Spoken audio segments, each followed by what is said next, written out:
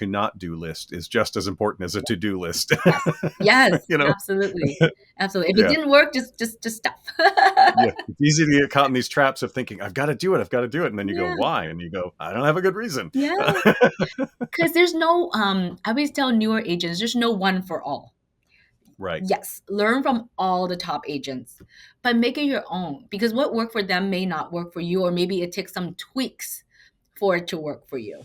Welcome to America's Inner Circle, the podcast that dives deep into the stories, strategies, and secrets of the most successful real estate agents in the game. Whether you're an aspiring agent, a seasoned pro, or just love a good success story, you're in the right place.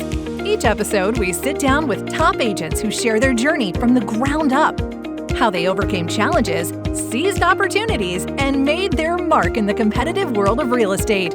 Ready to learn from the best? Let's unlock the keys to real estate success together. Here is your peek into the inner circle. Hi, this is Mel Allen, your host of the Inner Circle podcast. And this is a podcast where we dive deep into the stories of the most successful real estate agents in the country. If you want to learn how to establish yourself as a top agent, well, you're in the right spot. And today we're honored to have Samantha from the San Francisco Bay Area. And Samantha Huang, is it? Yes. All right. Well, Samantha, welcome. You have a pretty interesting background of how you got into real estate. So how did that journey begin?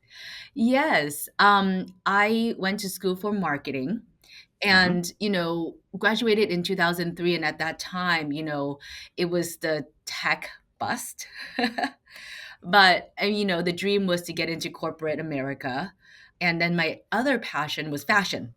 So I happened to, work back then. It was a really big fashion company called BB, but then they were based out of Brisbane.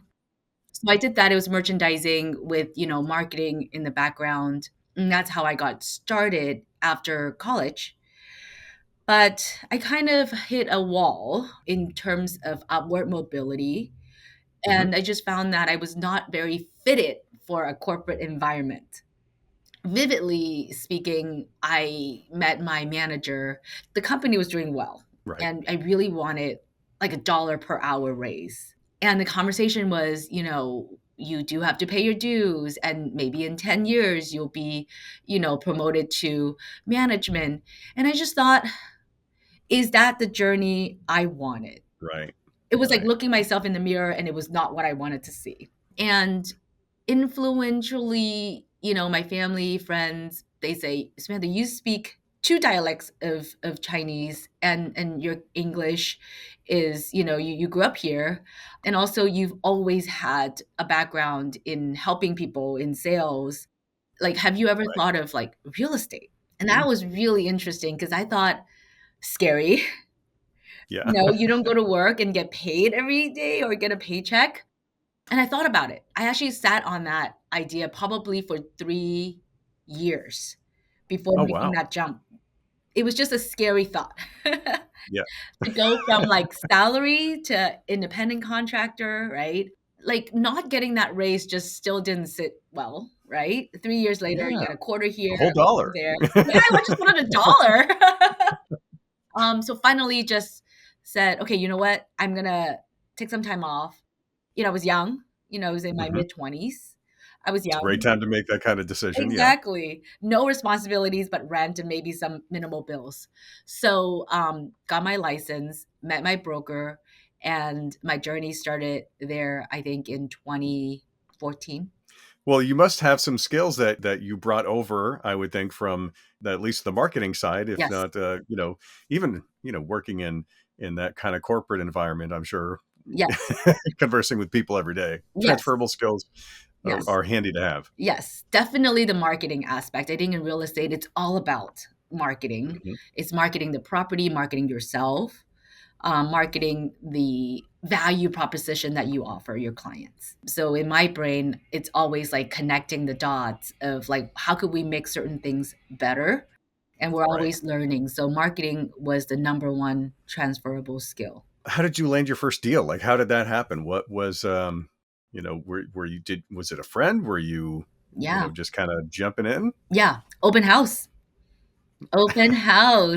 It was such a, when you are a newer agent, you had nothing but time. I had nothing but Right, time. right. So, open house, I went to all the trainings and how to Mhm. work an open house, how to, be productive, how to be proactive. And so I had my broker's open house that I hosted. I met a family that was looking to relocate from, out of state. And I vividly remember it was just a husband and a dad and his dad that looked. And he said, "Oh, my wife is a teacher wrapping up the school year. She'll be here in a week. And she doesn't know anything about the Bay Area." So I Right. remember sitting down with my broker, mapping out 2 homes in San Francisco, Daly City, Pacifica, South San Francisco, and San Bruno. Mhm. So, I spent a day with his wife while, the husband was at work, just kind of showing the nuances of each neighborhood and going from city to city. And after that, I got such a heartwarming email. In there, it Oh, nice. says, the husband says, "We go to open houses and we get sweet talked by a lot of different agents. When you took the time to show my wife around is the moment where we thought we could commit to you as clients." And I remember that from this day. And so, they ended up with their home in Pacifica, which was my first transaction.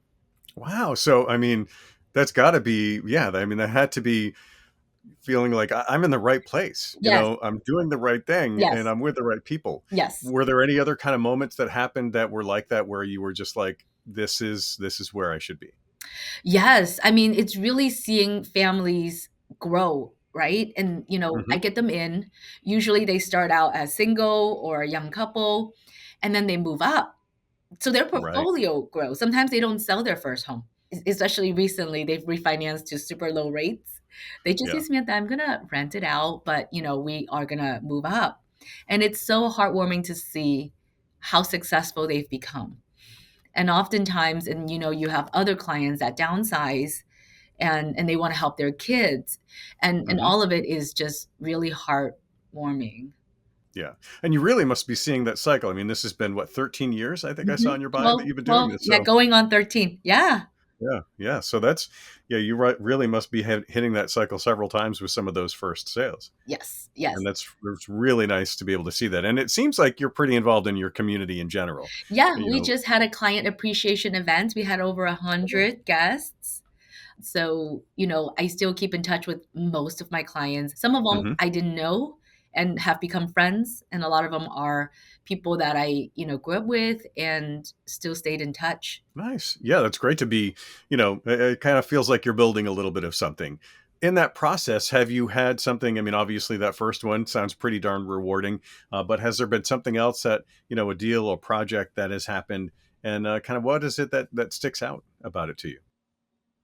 Oh, there was a client, they came to me. They were in distraught and distress because their home was in the verge of being foreclosed. Oh, okay. And, that's really sad. It was a home, and then they had a previous agent who held them hostage for a year. And that's just, like, something that I can't even imagine. Because oftentimes it's Yeah, like dating. If it works, let's continue. If it right. doesn't, there's no sense in holding on and be in a toxic relationship. But somehow, that happens. But I was really glad that we let their contract expire. We had Hmm. no say in it. The buyer, the sellers just hired an attorney, was able to reorganize their debt, and we were able to sell their home for a profit. Oh, wow. Um, so that was a client referral, and it was, a success story that I keep with me because I just think, wow, I get to help them be Yeah. ahead versus, holding them hostage, which is still crazy to me. Well, and you helped find, a whole different path out of that than I'm sure that they even thought was possible. Yeah. So, checking all the boxes on that one Oh for my gosh, sure. yes, and, referring it's a network of trusted partners that we keep in our pocket, Yeah. right? And, I referred them to the attorney to reorganize their debt, and then we took over the process from there when the property was ready for sale. Nice. Yeah. Have there been some that maybe didn't end so well that kind of stuck out to you as well? And, things that you really learned a lot from the process too. It's a tricky, not every transaction is gonna be the same. I think it's really important to really interview your agent and evaluate. Yeah. I had a buyer who wanted to purchase a condo, and it was a messy situation because the previous seller had purchased the property from the listing agent, and it looked like nobody had read the preliminary title report. So when my client purchased it, the disclosures didn't match up. The Right. title says it comes with 1 parking and 2 storage. The Hmm. disclosure says 2 parking and no storage. That's interesting. It Yeah. was like, huh? So we also had to get attorneys involved because it had to trace back from not the seller, but the previous seller to correct everything. Long story short, the first seller wanted to keep the storages, although they sold the property. So they didn't Right. intend to transfer the storage, but that's not legal. Right. And Right. then the Right. Yeah. previous title company, when they transfer, had accidentally left off one of the parking spots. Oh, wow. I know. What? Yeah, there's all kinds of interesting things came. I remember one of the houses that I bought, I discovered what a quitclaim deed is. And, Yes. Yes. you know, Yes. that was a sticky situation. But yeah, it's good to have that good team, that lawyer and that realtor, the people who are working together, keeping you informed, keeping you in the loop, Yes. and making those things happen. So That many times could I told become my a mess. client, walk away. Don't buy this condo. Yeah, They this were is like, not the right one. no, but Samantha, for this price, if I can get 2 parking and 2 storages, I'm in. Yeah. So it's always the client's decision, but that one could have ended very badly. Yeah, yeah. Have you personally taken any kind of risks in any deals, and did it pay off for you, or did it kind of not so much? No, sometimes when the transaction feels forced, I just Hmm. learned that it's also better to personally walk away. Yeah, That's really a big lesson too. Again, it's like when it doesn't fit, it doesn't feel right. As a younger agent, we wanted to do as much as possible. After, I would say 7, 8 years in, I learned that, you know, it's okay to just lose 1 or 2 and focus on the people that really matters. Yeah. yeah. The people that you really connect with, and yeah, sometimes, yeah, I definitely understand what you say. Like, you want to prove yourself Yes. when you're young, right? Keep But after a going. little while, Go, you're go, like, go. Yeah. I'm here, I'm staying. Yeah. Yeah, Yeah. this isn't right for me. So yeah, let's just kind of break up. As you said, it's like dating, and not all relationships work out. Some of It's them are the okay. one, and boy, some sure aren't. Yes. Um, Now, obviously, we've talked a little bit about this when we jumped in, but your marketing and some other things, is that kind of what you think sets you a little bit apart from some of the other people in the field? Is your understanding, what is it that people should know? I guess that sets you apart from others who are in this field. Yes. And I'm still learning. I Hmm. think turning point, like 3 years ago, I was, doing probably a holiday dinner with 4 of my really close girlfriends. And I think just in passing, I said, "Oh yeah, I helped my clients renovate, give it a facelift, so they could, Nice. get a better sales price." And they were like, Hmm. "What? We had no idea you did that." And that dawned on me, and I go, "Wow, they're right. If I don't Yeah. go out there and tell them what I do, how would they know?" So since then, I started to do like before and afters, you know, um, before, during, and after videos and social posts, and now they follow and they said, "Oh yeah, it looks great. I love the before, I love the afters," and so I'm always learning, and I do think marketing will set you apart because I think the moral of that story is like, unless you tell people, no one Yeah. knows. Nobody knows. Yeah. Yeah. Like what do we read minds? The crystal ball? Like, Yes, yes. Because I yeah. just Yeah. assume like I'm doing this, you see my product, but it's just such a new age where people really want to know exactly everything that you put into it. And the great thing is that it's so easy for you to tell people now, Yes, right? no. It's so easy to put those stories, those reels, online in various places. Something else I saw about you, and I'll just throw this in on your bio, was that you are a negotiator. Like, you've got some strong negotiating skills. Now, how did you develop those? Yeah, I mean, negotiating a raise. It wasn't successful, but that's interesting. And I've always been in sales. I mean, I had a Hmm. work permit when I was 14 and just paid my way through college, right? Hmm. So I love people. I love people facing, and it's always creating a win-win. Even in negotiations, Hmm. it's not just always me winning or you winning and or somebody feels like they lost. It's about coming up with a solution for a win-win. What Yeah. does the sellers ultimately want? Maybe it's not the dollar. Maybe it's quick close. Maybe it's that they want to rent back. And then for the buyer, what is it? Like maybe they have a budget, but what's the trade-off? So it's being able to create that win-win that adds to the negotiations, which makes it fun and everybody feels like they got something out of it. Yeah. So you're really doing a lot of problem solving in Yes. the Yes. negotiation style that you're doing. Yes. That's great.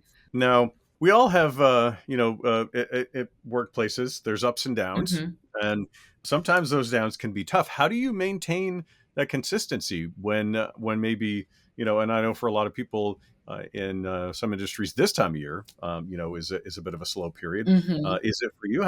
What do you do? That's funny. Yeah. I when there's downtime, I'm thinking, what is there to do next? I think doubling down on marketing is Hmm. important because when it comes, it's really just going to flow. And sometimes we don't have time when we're busy to plan for marketing.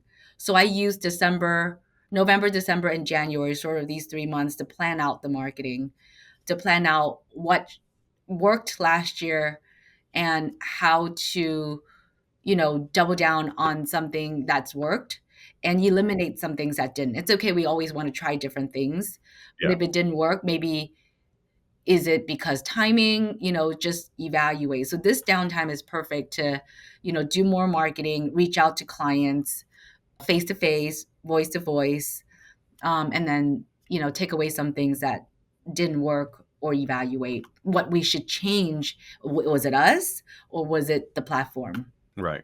Yeah. And probably you can even look at things, like, was it the market at the time? Mhm. Was there some trend that was going on? Exactly. I think that you hit something that I like to tell people all the time, especially, people who are in that kind of like Yep. entrepreneurial, self-driven, self-motivated, to-not do list is just as important as a to-do list. Yes. Yes, You know? absolutely. Absolutely. If it Yeah. didn't work, just stop. Yeah. It's easy to get caught in these traps of thinking, I've got to do it. I've got to do it. And then you go, Yeah. why? And you go, I don't have a good reason. Yeah. Because there's no, I always tell newer agents, there's no one for all. Right. Yes, learn from all the top agents, but make it your own because what worked for them may not work for you, or maybe it takes some tweaks for it to work for you. Mhm. I remember, I think 5 years or maybe like 5, 6 years ago, my sweet spot is always in a price point where it's median. I call it Mhm. entry, I call it median. It's anywhere, you know, that's a comfortable range for maybe a first time downsize buyer, right? I don't do ultra luxury like 10 million and up. There was Mhm. an agent that's like, Samantha, you're really good at what you do. You could do less if you just attack the luxury market, right? Right. And I Right. said, well, you always want to continue and harness what you're really good at. Yeah. But forcing yourself into a market that is not of your database or circle of influence is not always going to be successful for everyone, right? So I Yeah. think just know who you are and there's no one for all. Make it your own. It's a great statement. And, you know, I think that leads right into my next question is kind of like, what are you doing to make sure that your clients get the best possible experience? And I think, kind of knowing your lane, right, is how you do that. Knowing that, knowing how to work it, knowing that they're Hmm. the right fit for that, and you're the right fit for them. Yeah. Any other, tips that you have for people to give that best experience? Yeah. I mean, I'm a big referral agent too. I mean, Hmm. clients might come to me and they want to buy South Bay. And I will always tell them I have trusted partners there because my sweet spot is unfortunately because there's like you have to hire an agent that knows the area, knows the other agents in the area, and that can serve you the best, right? So I've Right. always say my sweet spot is San Francisco to Mid Peninsula because I've lived there, I've grew up in these areas, I know all the streets in and out. But if you're outside of my geographic location, I know really good partners there. Hmm. So it's just not spreading yourself too thin. Make sure my clients have the best service, but then also like people that I know that I want to serve can get better served by a good partner. Right. Well, I mean, it goes back to that first story you told Yeah. where you said, neighborhood by neighborhood, Yes. you knew the subtle nuances, Yes. that maybe would Yes, speak to them or maybe would make it not a right place for them. So exactly. now, I think one of the things that a lot of people struggle with, especially when they get started, Mhm. is the demand. Yeah. Like your phone is ringing, you have to, answer those calls timely. But how do you set time for yourself, and what do you do to make sure that you're honoring that? Time block, definitely time Hmm. block.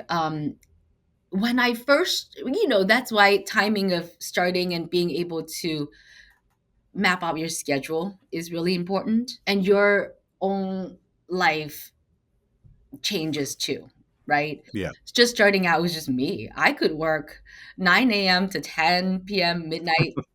Nobody else is calling me. There's no kids, there's nothing to answer to. And working was just so fulfilling, and I could do that, right? Right. Luckily, in the last 5 years, team has been a big phenomenon. So being Hmm. able to give some task away, know what you're Yeah. really good at. I love showing homes. I love meeting people. So I'm out on the field. And then I have a really good admin that's going to take care of the dotting the I's and crossing the T's. So being able to organically grow where it's necessary and knowing what you're really good at and what some things you could give away, and then you could still oversee the whole process. So then time blocking, having someone else that could do something better than you can, a part of your team, then all everything else will fall into place. Now, about the team members, and this Mhm, is something that comes up every once in a while. mhm. Have you found personally that actually has helped add to your success as well, to have other people who are doing these detail oriented jobs? For sure, for sure. Whenever I meet clients, they're like, "How can you do everything?" I'm like, "I don't." I promise you, I don't do everything. And I really think the admin that I have do things better than I can. And I'm really good at marketing, but I can't touch every paragraph, every picture. So I Right. also have a outsourced marketing team that's dedicated to everything. But I oversee everything, and I have ideas, and we do meetings. And then that frees up my time to really go and show a property, meet a client, evaluate, go through disclosures. So that really works well for me. Hmm. Yeah, and I think you really have to, have that team, like you're saying, meet and really make sure that they're representing you Yes. well, at the end of the day, and your clients. Yes. So I think both of those things are pretty important. Now, you said that happened in about the last 5 years, the whole shift and the transition to teams. What other kind of changes have you seen since you started, 12, 13 years ago to now? I think it's a little bit more when you mentioned demand, it's now like a consumer driven Hmm. economy. It's a database. I mean, everyone can see all the listings that are out there now, versus us calling the clients are calling us. But I think it's also really important to go back to basics. I always tell my new agents, I'm like, don't wait for clients to send you listings. You have to be out there looking at off markets coming soons, talking to other agents to see what's out there that they're not seeing and add value. So Yeah. with that change comes something that you have to know how to navigate. And I think something that also will trend towards that we don't know how to work with in real estate yet is AI. We use that in our property descriptions now just to cross check and cross reference and see what works better. But what else is AI going to do, and how do we work with it? And is it for the better or worse? I don't know yet. Yeah. Yeah. Well, I know it can help. It can help rewrite, the tone of an email Yes. really well. Yes. So Yes. sometimes you're like, I don't want to sound short. I don't want to sound, upset. Yes. Rewrite this for me and make me sound really nice. Exactly, exactly. And it's gonna be everywhere, so how do we embrace it? And Hmm. sometimes I have clients who are in these fields, and they're like, "What in real estate can AI help enhance?" And honestly, I'm still thinking about it. Yeah. I mean, do you think AI is probably one of the biggest trends that's going to be affecting real estate, or do you think there's something else kind of on the horizon you're seeing? That's probably what I'm seeing. There might be other things out there, that we're not aware of just Hmm. yet. But I think in technology, that might be the biggest trend that's coming, but we don't know what that is outside of like rewriting a description for a property. Right, right. Yeah, it's going to have an impact. We don't know fully what it is. Yeah, and it's still in its infancy. That's Yes. the crazy part. Is as much as it does, we're seeing it at its worst. True, true. Like, what are the guidelines? What are the regulations? That Yeah. is not even here yet, right? From what I understand. Right. Yeah. Yeah. So we'll see those guardrails be put in place, I'm sure, over the next couple of years. Mhm. But um, what do you do to keep, your eye on those trends? What is it that where you get, moving away from AI, but let's say, you hear a shift in a neighborhood, hear a shift that's going on, in maybe a lot of new construction that's going on. Where are you going for that? I just do a lot of networking. Hmm. We have San Francisco Association of Realtors. We have a lot of organizations like Women's Council of Realtors. Monday, I have a networking event that one of the realtors put together. It's like a top agent panel in the Bay Area. Hmm. We have a very supportive network, I would say, because there's enough clients to go around. We're all in different markets. We have our own databases. And I think it's great to connect with other agents who are doing this every day. And they Yeah. have their pulse on the market. We have our pulse on the market, sharing ideas, best practices. It's great. We're really lucky to be in, such a supportive environment. Yeah.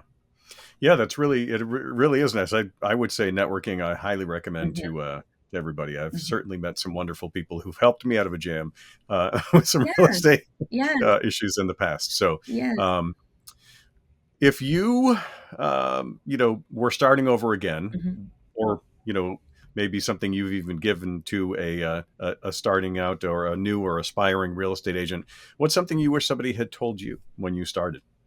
Yeah, I would say definitely believe in yourself. Hmm. There's a lot of self-doubt. It took me a couple years to even go get my license.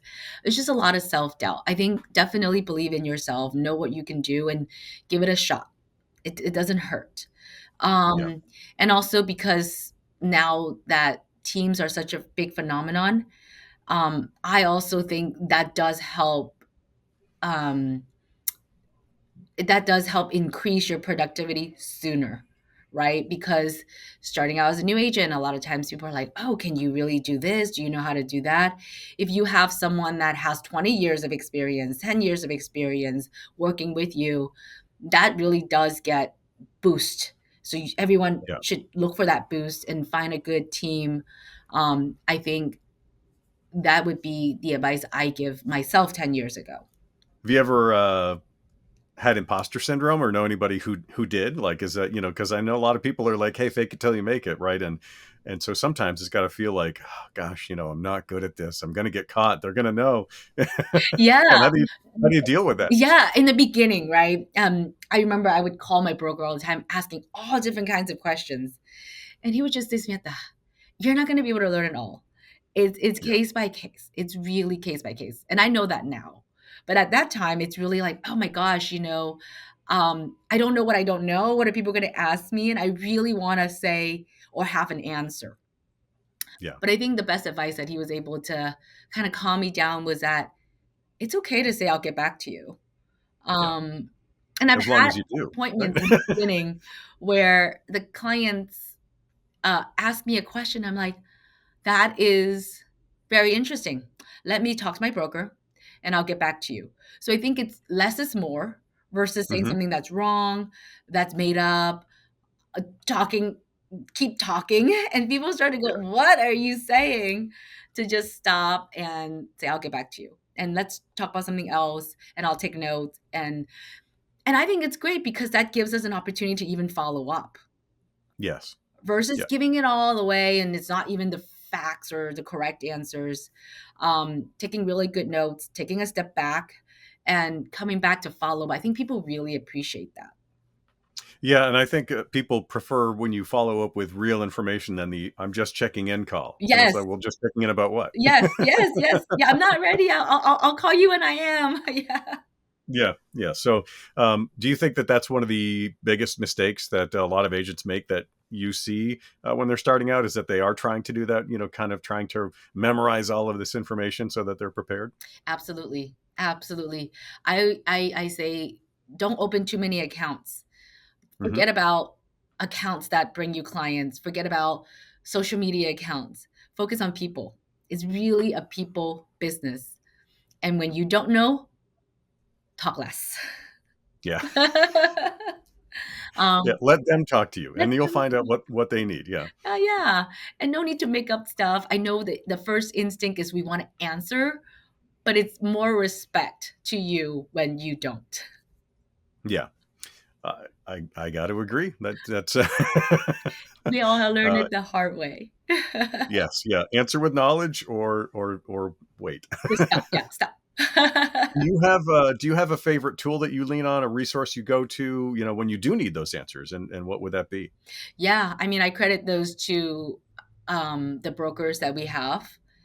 And, when I do need those answers, I call them. They're super responsive.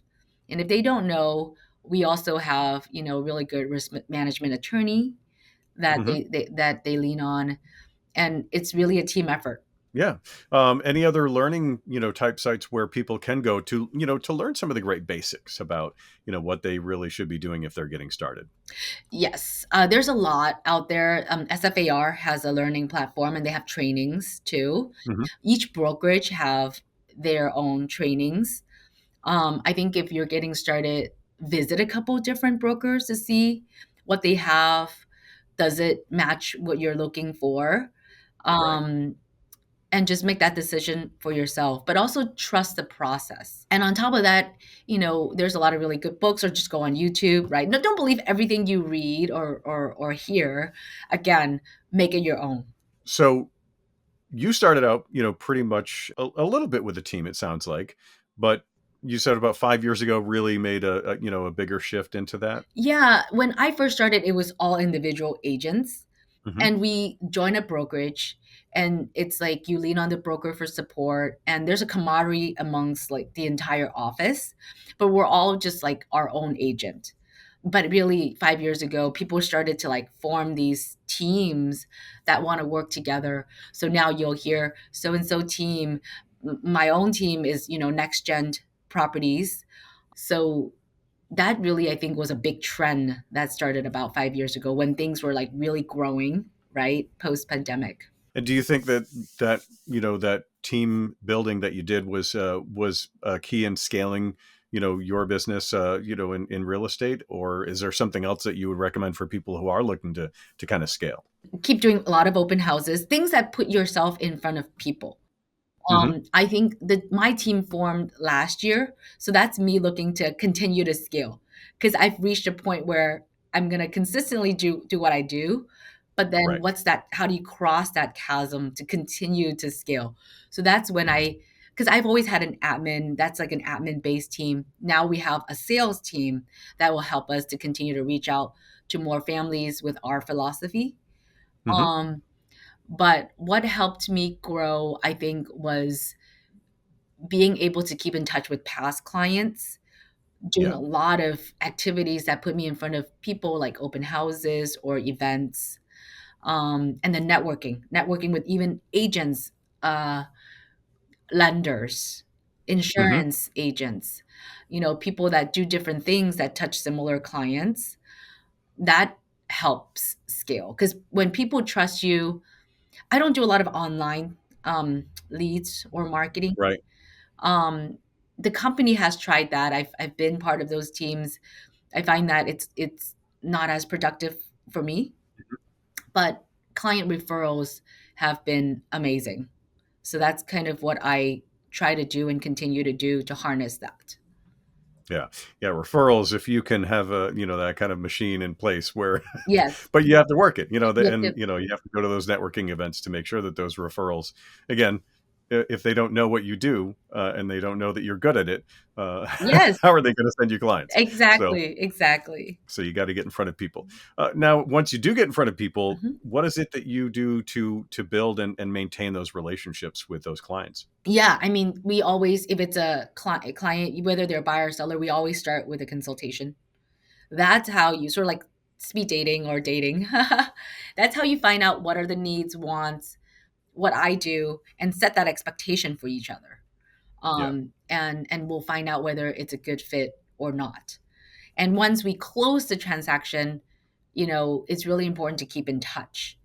I have clients where I closed, in 2018, which is what, 7 years ago now. We just had a phone call yesterday, so we will have to talk and keep in touch. And it's organic. It's organic. Sometimes they have a question they want to ask, and I will always call them back, get back to them. And I think it's just basics, very, back to basics, just follow up, check in on people, and, stay top of mind. Now, as a marketing person, Mhm, you know a little bit of that, I think, better than some mhm, folks out there. mhm, What was it that you did to kind of develop your brand? mhm. I think it's just magnifying what people like that I do. Hmm. I think it starts with, is it print ads? I think print ads always work for me. And it's like sometimes from time to time, like Chinese New Year is currently happening, and then sending them like a greeting for Chinese New Year, keeping track of like marketing calendar. What are the Yeah. opportunities to reach out? Like Easter's coming. I mentioned there are now singles who's become families, whether they have kids or pets, whatever that might be. I always say like babies or fur babies. They are, what's the Easter event that we can get everyone together? So it's like staying in touch, but organically, something fun that everyone can join. It is all part of marketing. My brand is that I'm a very personable person. Hmm. You call me, you get me. Yeah. There's no routing through an admin. I don't have another phone number. Right. Right. um, so it's magnifying that brand, making sure people understand that's who I am. That's what you're going to get every day. I'm very professional, but also personable. And I really do care. I care about you. I Yeah. don't take on a lot of clients at once. Hmm. And, that's how I can manage. But then I have enough, right? So then I'm Right. happy. And that's how the team will help me scale. Nice. So I think my brand is going to continue to grow, but currently it's really staying in touch and having them know that I'm comfortable where I am. Yeah. Whenever you get uncomfortable Yeah. with, a client, I mean, sometimes you can have a client, as you've mentioned, for a long time. Sometimes it can be a brand new thing, when you're doing that consultation. Yeah. Are there any times when that kind of didn't go as planned, and how did you work yourself out of that situation? Not usually. If it's a buyer consultation, if it doesn't work, then we don't get the buyer representation contract signed. If it's a listing, sellers have options. If they like you, they'll call you and we'll get it done. Sometimes it's that the client's portfolio grows and then it's not in my real house. Like recently, Right. my client owns, a commercial building, and they're Hmm. aging. They used to self-manage. I help them lease properties, and that I can do. And they're aging and they self-manage and they wanted a property manager. And unfortunately, I don't do that. But our Right. brokerage have a section of a division that does. So I told them I talk to my brokers and get back to them. So that's not what they wanted to hear, but it's Yeah. one of those things where it would better serve them to have someone that knows the guidelines, the leases, San Francisco rent board, and it's not something that, even though I hear it all the time, I don't Yeah. practice. So Yeah. I told them I would stay on and check in on them, but it would be another division of our company that will handle management.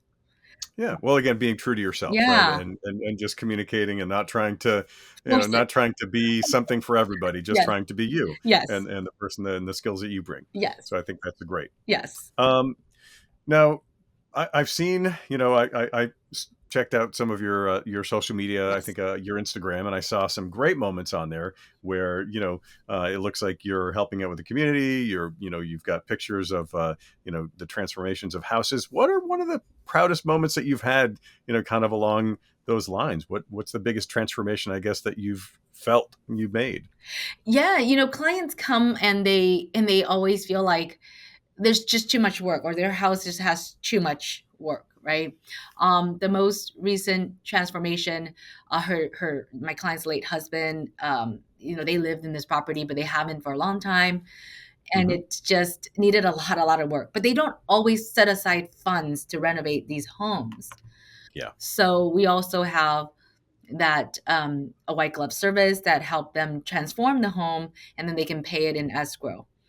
Hmm. And a lot of times, the proudest moment is like when sellers are almost like in tears. Yeah. And they're like, wow, I have not seen this home like this in a very long time. And they're like, I think, my late husband would be really proud of what we've done. And I think those are the moments where, and she invited me to her home that she was living in. Like, like that's how relationships are formed. They're just so happy, Yeah. so thankful. And once the home sells, we'll keep in touch. This is, the city, the Bay Area is a very small place. Somehow we Yeah. all know each other. I know she's like, you live across from my sister-in-law. I'm like, wow, that's Yep. wild. So I think it's just, those are very proud moments that we can help. We can leverage our resources to help, and seeing, how happy they are is just more rewarding than anything. Yeah. Well, I mean, a home is quite a thing for a lot Yeah. of people. So I've got to think, the emotions that they feel for you and when they have those kind of wins has got to be great. Yeah, and they say thank you so many times. Sometimes I'm like, "Oh my god, you don't have to. We wanted, this for you, and it's the best result. I'm happy." But yeah, they're just, it's just so amazing. Well, that's great. Yeah. I mean, it's got to be nice that, hey, you get paid and, you also have these great, feeling with these Correct. relationships that you're developing. So, yeah, who wouldn't want that? That's right. Um, what do you think is going to happen, in the next like 5 to 10 years of your career? Do you have any plans, or are you just kind of seeing where it goes? Yeah, the plan is to continue to scale. I don't want a mega. The vision is that I want a mid-sized team, Hmm. maybe anywhere between 8 to 12 team members. And the way we grow is, we my vision would be we all do something a little different. Yep. I have a team member who works with a lot of investors who buy properties distressed and renovate and sell. So that's one asset. And I have another team member who specializes in East Bay. So we Hmm. start to capture some of the pockets that I historically did not. And then Right. I also have team members that are specializing in working with first-time home buyers who I'm training personally. So we're gonna, scale with my team members all having different skill sets. Hmm. So I also have a team member who speaks Spanish, and we want to continue to grow the, different communities, Right. and home ownership. So that's the vision for the next 5 years, and then Nice. we'll, see where 10 years go. Yeah. um, do you have kind of a, long-term, dream of a legacy that you kind of feel like you want to leave behind? I mean, are you building it? Are you in the middle of it right now, making that legacy? For sure. I think home is where everything begins, and we do what we preach. I Hmm. tell my clients, I'm like, you start with one, and then you maybe leverage that one and you invest if you want to, or you trade up. Later on, you'll downsize, or today we're seeing a lot of gift funds, like Yeah. the kids who are in their 30s and 40s, um, have really good paying jobs, but they're not able to save up for down payment. So we Yeah. often see um, mom and dad pitch in to help with that down payment, right? But where does it come from? Like, they usually sell a property and, split it to two kids or three. Um, so I would love to learn from these past clients who have been successful, right? We do what we Hmm. preach. I would, when the opportunity comes, I tell my husband all the time, like, we should make our move to invest as well. So we help our Yeah. clients' portfolios grow. We should also do what we preach because we believe in this market, and do that for our kids. In your journey in the past 13 years, have you had any properties that were just really unusual that kind of like have an interesting story that, you know, one that you tell or should tell?